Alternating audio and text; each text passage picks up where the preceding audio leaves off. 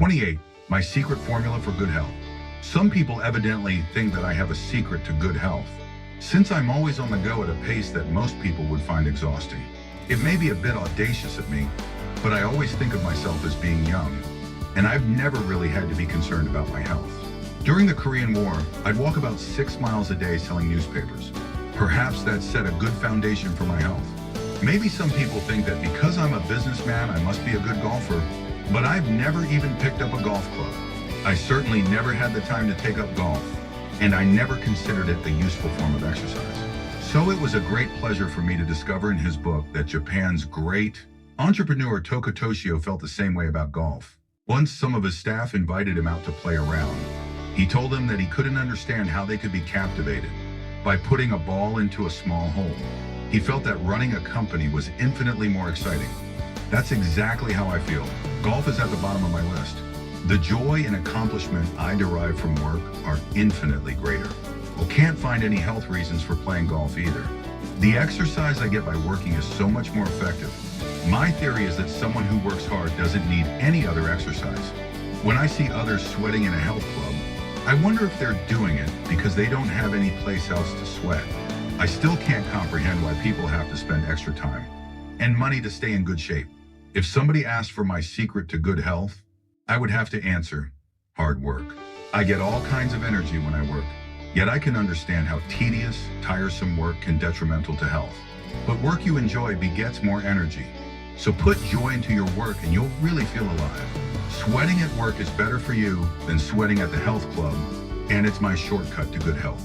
I've said that work hobby, and I guess that I can also say that work is my way in shape. I think another great aid to good health is the ability to anything and eat it well. I have a balanced diet and I tend lots and eat quickly. If you work hard, you have to eat a lot. And since I've been all over the world, I've gotten used to eating just about everything. There's an old saying that food is the best preventive medicine. If you're fussy about food, then you'll never make it internationally. To get along with others, you have to eat their food. If you go to Africa, you have to eat African food. If you go to the Middle East, you have to eat lamb. Even if the food doesn't appeal to you, eat it and even try to enjoy it. That's how you'll make friends. This becomes even more important if you're trying to sell a product. There are times when you may have back-to-back dinner appointments in the same evening. Even when that happens, I make the most of both meals. I've never really been fussy about food, and I suspect that my ability to enjoy all kinds of meals with all kinds of people has contributed to my international success. I realize that I shouldn't urge others to eat as quickly as I do, but because I've always been on the go, eating quickly has become second nature to me. Often enough, when I eat with Daewoo people, I'm finished before they're even halfway through. There's a story about how Napoleon never took more than 8 minutes for lunch and 12 minutes for supper. It pushed her beschrieben lunch.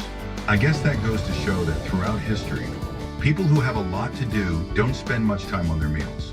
To maintain good health, you don't have to take herbal brews, go to the health club, or have some kind of extra exercise. My philosophy of good health is that it can easily be maintained by healthy daily routines and attitudes. A really healthy person achieves a good balance between physical and mental health. Thinking that a muscular body is the key to good health can actually become an illness in itself.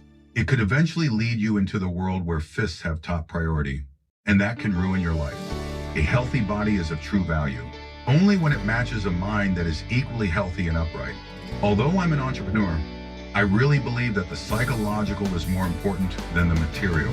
The object of being an entrepreneur is not to become fat. We should reject trends of material and economic development that lead only to self-gratification and fat stomachs.